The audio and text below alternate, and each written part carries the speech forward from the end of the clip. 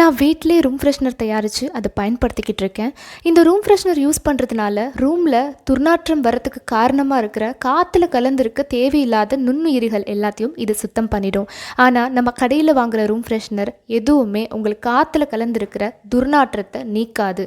வெறுமனே வாசனை திரவியம் மட்டுமே அதில் சேர்த்துருப்பாங்க. இந்த அற்புதமான ரூம் ஃப்ரெஷ்னரை எப்படி செய்கிறது அப்படிங்கிறத உங்களோட நான் பகிர்ந்துக்கிறேன். ஆரோக்கியமான மகிழ்ச்சி இளமை அழகோடு இருக்க தற்சார்பு வாழ்க்கை சேனலுக்கு சப்ஸ்கிரைப் பண்ணிக்கோங்க. வாங்க இந்த எப்படி செய்கிறதுன்னு பார்த்துடலாம்.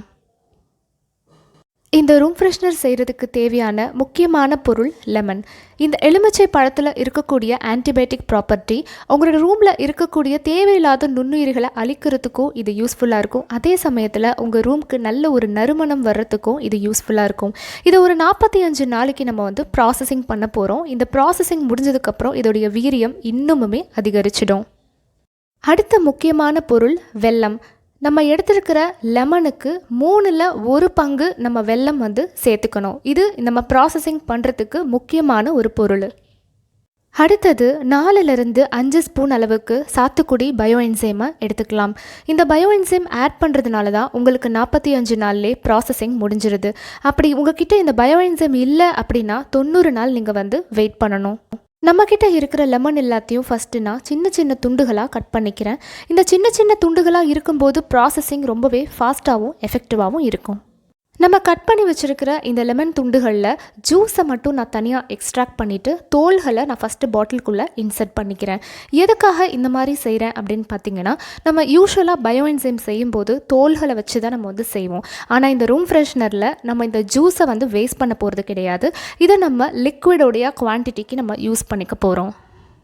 நம்ம எக்ஸ்ட்ராக்ட் பண்ணியிருக்கிற இந்த லெமன் ஜூஸையும் நம்ம பாட்டிலுக்குள்ளே சேர்த்துக்கலாம். நம்ம யூஸ்வலாக பயோஎன்சைம் பண்ணும்போது இந்த மாதிரி ஜூஸை ஆட் பண்ண மாட்டோம். வெறுமனே தோலில் மட்டும்தான் நம்ம செய்வோம்.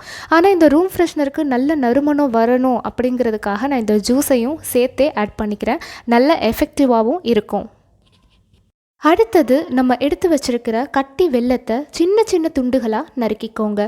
இந்த மாதிரி சின்ன சின்ன பீசஸாக இருக்கும்போது தான் நீங்கள் தண்ணி ஊற்றி அதை கரைச்சி எடுக்கும்போது ரொம்ப ஈஸியாக கரைஞ்சிரும். இதில் கொஞ்சமாக தண்ணி ஊற்றிட்டு அந்த வெல்லத்தை நல்லா கரைச்சிட்டு அதை பாட்டிலில் சேர்த்துக்கோங்க.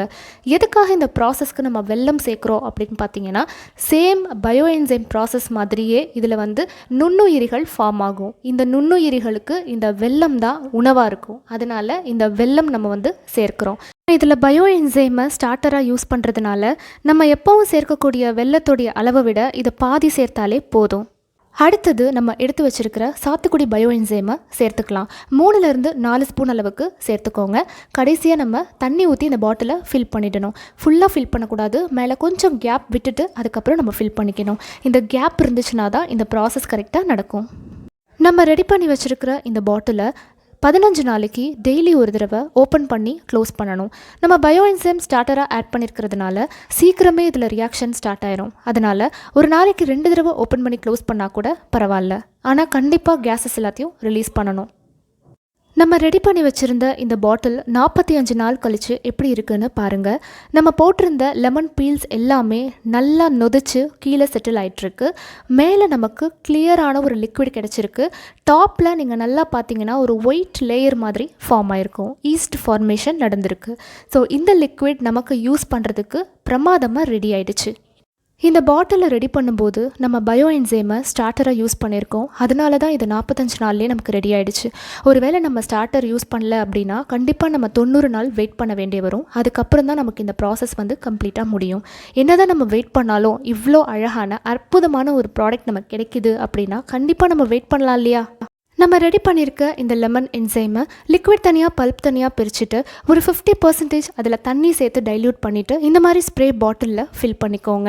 எங்கெல்லாம் உங்களுக்கு கொசுக்கள் இருக்கோ அந்த இடத்துல ஸ்ப்ரே பண்ணுங்கள். ரூமோட கார்னர்ஸ் ஏரியாவில் ஸ்ப்ரே பண்ணிக்கோங்க. கடையில் விற்கிற கெமிக்கல் கலந்த அந்த ரூம் ஃப்ரெஷ்னரை இனி யூஸ் பண்ண வேண்டாம். இந்த மாதிரி இயற்கையான முறையில் நம்ம தயாரித்து யூஸ் பண்ணுவோம். தமிழ் போல் அனைவரும் அழகாய் இளமையோடு இருப்போம். மீண்டும் வேறொரு நல்ல பதிவில் உங்கள் எல்லாரையும் சந்திக்கிறேன். நன்றி. வாழ்க வளமுடன்.